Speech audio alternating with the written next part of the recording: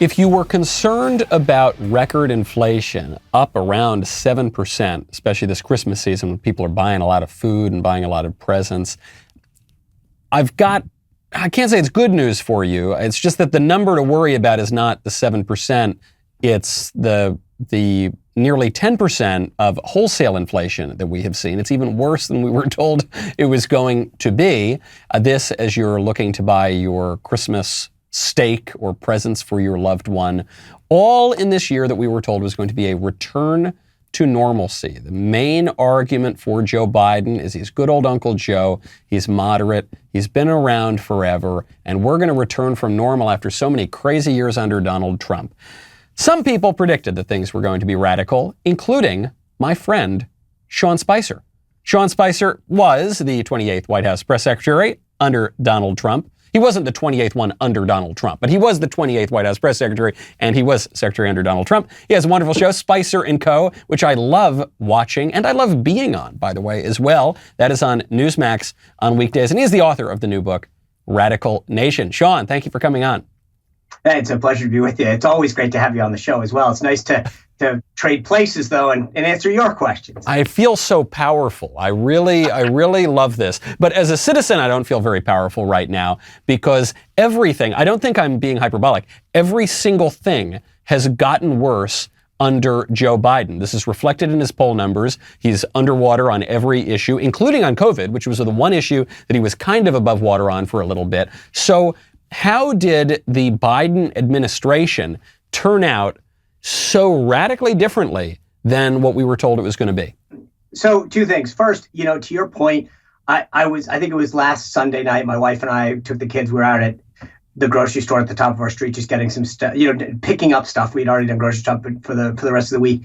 And I'm sort of a lemon addict. I have lemons in the morning. It's become the new health thing, I guess. So I keep getting told that you put lemon in everything, and apparently that'll make me skinny and healthy. So anyway, I go to buy lemons, and I look at my wife. It was 99 cents a lemon. And now, granted, they were supposed to be the large lemons, and I'm like, holy smokes, when did lemons become 99 cents? But that just tells you. And then she was looking at something else that she had gotten on Thanksgiving. We were in the produce area, and she said, when I was here for Thanksgiving, this was like $4.80. It's now $7.20. I mean, to your point, everything's becoming more expensive.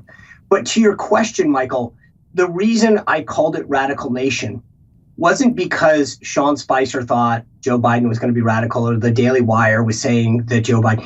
It's because during the presidential campaign, Joe Biden pledged to be the most progressive president ever. He said it. No one took him seriously, and mostly people on the right. And you had all of these establishment right-wingers coming out and saying, I've known Joe Biden, he was in the Senate, he's a pragmatist, he's a moderate, he's an institutionalist. But Biden understood something that I don't think we all appreciated, which he understood legacy.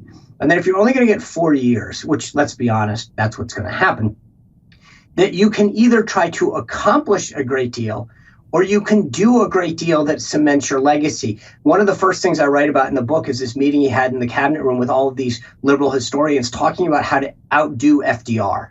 And so you've seen him not through action in policy, although that's part of it, but through appointment. Kamala Harris, the first woman of color. Pete Buttigieg, the first LGBTQ person to lead a department, not in the cabinet, which was Grinnell, but to lead a department. And all of these things, first transgender force star, because all of these things allow him to say, I was more progressive, I was more liberal, I was more radical than anybody else. And we missed it. And I think that we've got to make sure that we understand his goal so that we can continue to protect the country.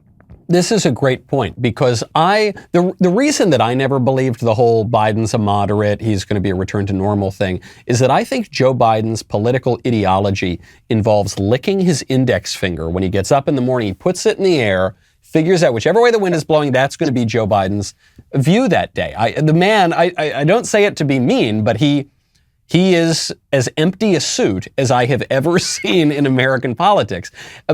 But what you're suggesting is a little more than that, which is it's wonderful to become president. But if you become one of those presidents that are just totally forgotten, William Henry Harrison, there are not a lot of post offices to William Henry Harrison. That's almost worse than never being president at all. Yes. And so you've got to accomplish something. And he is doing a lot of things. They just appear to be backfiring. Well, but if you understand, if you're 78 years old and you know enough, first of all, it's funny that you mentioned the policy stuff. There's a whole chapter in the book that I love about his position on being pro-life. I mean, he started off as a big defender of life and talking about life begins at conception and Roe was wrongly decided. And now suddenly he doesn't remember all of those quotes he gave to Catholic newspapers in Delaware when he was a senator. But look, he understands I'm 78 years old. I'd be 82 when I ran. I'm way too old to begin with now. And so if I do a bunch of stuff, and again, I think the policy is part of it, packing the court, making D.C. a state, expanding government, allowing illegals to vote, all of that is part of it. But the one thing that you can't take away from it, if nothing else gets passed, and I think some of it will, he can at least say, I appointed all of these people, and he is the North Star for progressive leftists forever, saying, well, Biden appointed the first woman of color to VP. What will you do? He appointed the first transgender four-star. What will you do? And so now Biden has become the left-wing bar, just as FDR has been for the last several decades. How do you outdo FDR? How do you grow the government? Well, he has now sort of realized I need to outdo FDR, but in my own way, in a way that I don't have to rely on policy. That's very perceptive because it reminds me, and I had forgotten this, that Joe Biden actually jumped Barack Obama on the issue of redefining marriage. Before Obama was, we forget now, but every Democrat was vehemently opposed to redefining marriage. And then in 2011, or right around 2011, before the 2012 campaign, Biden came out and said, I'm for gay marriage. And then Obama finally came out with it as well. So there is this idea, if I can't actually accomplish anything, I'm at least going to be the new bar. I'm going to be the furthest out there. On this issue of pro-life, I'd love to get your opinion because you've been around D.C. a long time. You're a fellow mackerel-snapping papist, such as myself. You're very pro-life. Joe Biden and the entire Democrats have given up any even pretense of being pro-life at this point. On the court, though, we just heard the oral arguments in the Dobbs v. Jackson Women's Health. This could overrule Roe versus Wade. If you were a gambling man, Sean, what do you think happens in this case? So my personal view is I think that what they're going to do is thread the needle. You saw Kavanaugh give commitments to Susan Collins of Maine during his confirmation process. And so I think what they want to do is stay consistent to their commitments and to the precedent that the court has set. But what they're going to say is that this new law is consistent.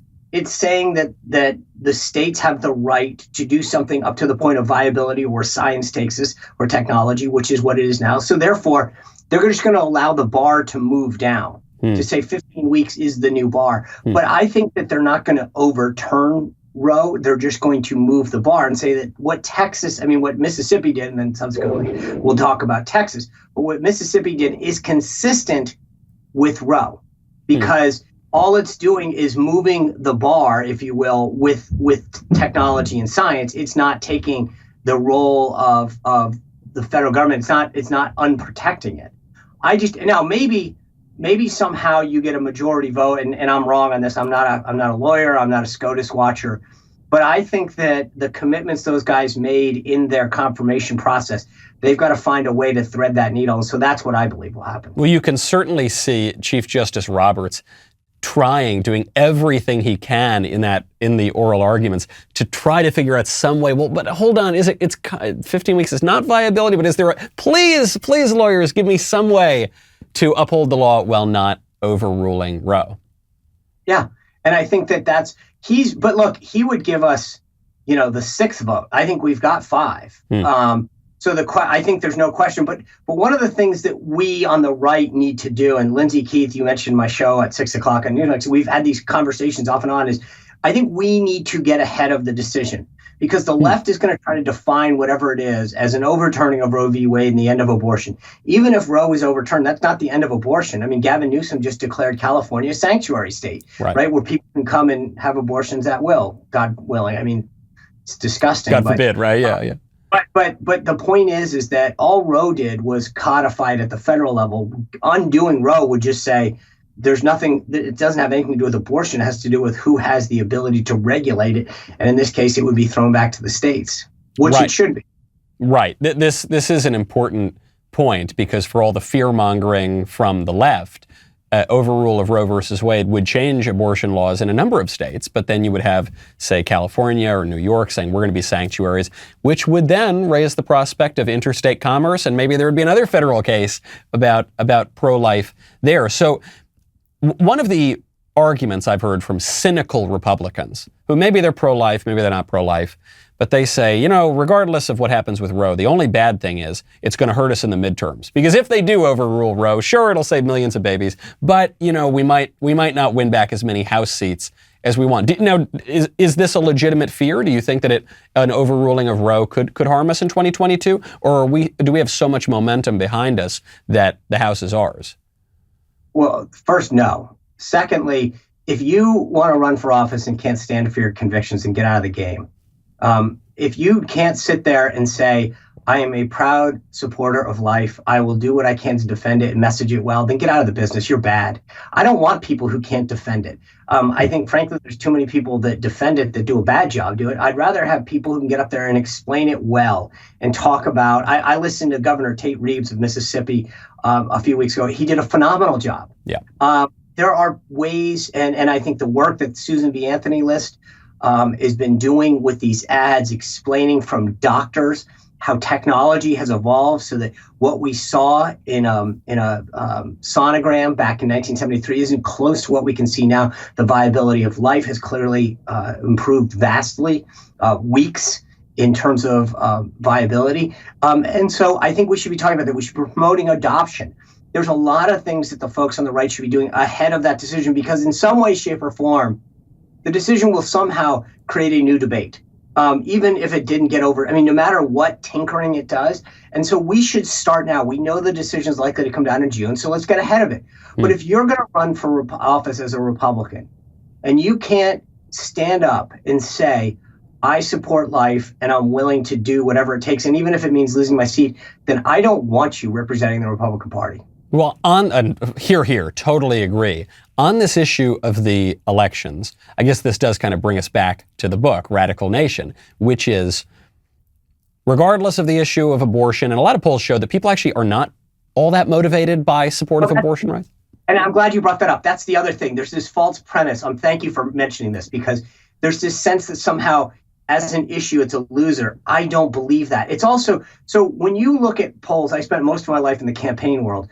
And there's an issue, there's a big decision between whether you care about the issue and whether you will vote on the issue. In other words, if you're a single issue voter, then yes, that matters. But if abortion is one of 10 issues, like in other words, is abortion a huge issue for me? Yes. Do I support candidates who are pro-life? Yes. But at the end of the day, if it's a choice between a Democrat and a Republican, I'll still take the Republican. So in other words, it's not where Republicans miss this sometimes, is they think somehow if I don't agree with the far left in the media, I'm going to lose. And that's not how it works. Right. That's a very important distinction, and I think the left knows it. They're reading these polls pretty closely. Now, on the subject of the polls, Joe Biden, as we mentioned earlier, is underwater. His approval rating is somewhere around 38%. Kamala Harris, incredibly, is worse. Her approval rating is somewhere around 27%, lower than Dick Cheney after the Iraq War's worst days and after shooting a man in the face. So that's not good for her. You've got Buttigieg is very low. He's also around 38%. The rest of the cabinet, really, really low. So, okay, maybe Joe Biden will be written about in some history books as the new Barr of leftism. Maybe he'll even get some post offices named after him. But what is the White House thinking right now, pushing policies that are so deeply unpopular that all of their numbers are in the gutter and it might kill them at the ballot box? So it's funny, I have a chapter in the book, chapter 5, Kamala Harris, President in Waiting. And I think this goes back to the point I made. They chose her not because of her experience. If you think about it, you go back Gore to Clinton, Cheney to Bush, Biden to Obama, right? These are all vice presidents that were able to augment their president with experience in government, in politics. Kamala Harris had 4 years in the Senate. She was chosen because of the color of her skin and her gender. That's it. So she can't excel because she was pushed out by her own party in the primary process before Iowa. I mean, you're basically picking the team, the guy that gets cut in the first round. You're like, yeah, I want him to be the team captain. It doesn't, I mean, and then you wonder why you're like, hey, the guy can't hit. No kidding. It's you picked the worst person. Yeah. And then you wonder why their approval rating's at 28. I don't think it takes a course in political science to figure it out. The bottom line is you picked the loser. And so I'm not shocked by this. I don't know why anybody is shocked by this. But the reality is that they picked somebody who wasn't qualified to do it. And then the policy piece, Michael, comes back to what we were talking about. It's not about popularity. It's not about getting it done. It's about how do I cement this legacy? So if I pass, and remember, here's the dirty secret that everybody needs to remember. They're going to lose the House. Nancy Pelosi has already announced she's not running for re-election. So whether you lose the House by 5 or 20, who cares? They realize is that I want to pass these progressive things, trillions of dollars in spending that will addict people to government for future generations. I want to get more people to vote that are not in this country legally because it will affect future generations of Democratic power. I can do all those things, and who cares? Katie bar the door. I have 12 months to do them. I will become the most heralded left-wing politician. So win-win. This isn't about popularity and trying to win a re-election. This is about becoming the most progressive president ever. And I guess you see that even with the selection of Kamala Harris, because as you say, she was the first one out. She was deeply unlikable, but now Joe Biden gets credit. He picked the first woman vice president, and she's a woman of color. He had said during the campaign, I will pick a black woman to be vice president. So he had 3 choices in terms of prominent black women on his side in politics. He had Kamala Harris, Karen Bass, who is an actual communist, like actually has been a member of communist organizations, and Susan Rice, who was the fall man for Benghazi. So there was the one choice, and she happened to be extremely unlikable, and it is going to harm them. But I suppose you're right. It's not just about the 2022 election or even the 2024 election. It's about the long game. It's about the legacy, right? This is about how will I be remembered. And if we go down in history talking about all of this spending and what it did to get people, because it's not just the spending. It's a bailout to trial lawyers. It's a bailout to the media. Remember, this is in Build Back Better. Billions of dollars to trial lawyers, billions to the media, billions to all of these other left-wing climate change stuff. So he will be that guy that I talked about, the North Star. Hey, Biden did it. Biden got us this. Why can't you do it? Now, assuming that Kamala remains extremely unpopular and assuming that Joe Biden doesn't know what his name is half the time, what do you see? I don't want to make you pull out a crystal ball, but I sort of actually do want you to do that. What do you see happening for the Democrats in 2024? You have a pretty good track record calling what was going to happen under Biden. So what's going to happen next? So I under the current environment, I see Pete Buttigieg as the 2024 nominee. Yeah. Now, interestingly, and I just want to make sure people understand this, because in the book, I've got a chapter going through what I call Biden Inc. And Buttigieg is one of the people. And I talk about the fact that he's a 38-year-old mayor of a small town in Indiana, South Bend. It had 100,000 people and 66 buses. So he wasn't exactly the best choice to lead a department that oversees our airways, seaways, and highways. That being said, the establishment left sees Buttigieg as the future. He is articulate, good looking. He's a veteran. He can really articulate positions well and debate well. Those are all things that are true. I don't doubt any of those. They look at him as the future. And because he's LGBTQ, he checks a box. He's not just a white dude, right? He can say that he's, part of the minority. And so to them, and everyone understands that Kamala Harris just doesn't have the qualities that endear herself to anybody, and therefore, he to them, to these establishment folks in D.C., is the guy. And I think that, look, here's the dirty secret: all the money that was passed in the infrastructure bill, he gets to run around the country for the next 3 years, being like, "Hey, it's me, Mayor Pete, with $4 billion." Going into communities and talking about bridges and roads and helping them rebuild their communities. I mean, you couldn't ask for a better job if you wanted to run for president in 3 years. That's extraordinarily perceptive, because you wonder, when was the last transportation secretary that we saw become president? Well, look at the Build Back Better agenda. Look at what that really means. And literally, they might as well start using funds to build floats for the guy. This is going to be Buttigieg Highway, Buttigieg Bridge, to replace all those racist bridges that Buttigieg was so angry about. And I think you're right that the man is Harvard educated, gay, and perfectly glib. He is the ruling class's ideal. I mean, he is their dream sort of candidate, and he, like Biden, I suppose, probably doesn't believe a damn thing and is willing to lick his finger, put it up in the air, and figure which way the wind is blowing, which in the past 4 years, or rather the past year, and for the total 4 years of the administration, seem to be blowing pretty far to the left. If you want to read about it and a really spot-on assessment and prediction of what has been going on when a lot of people got it wrong, you got to check out Radical Nation by Sean Spicer and Sean's excellent show, Spicer and Company, 6 o'clock on Newsmax. Sean, thank you, of course, for coming on. Thanks, Michael. Always a pleasure. Appreciate it.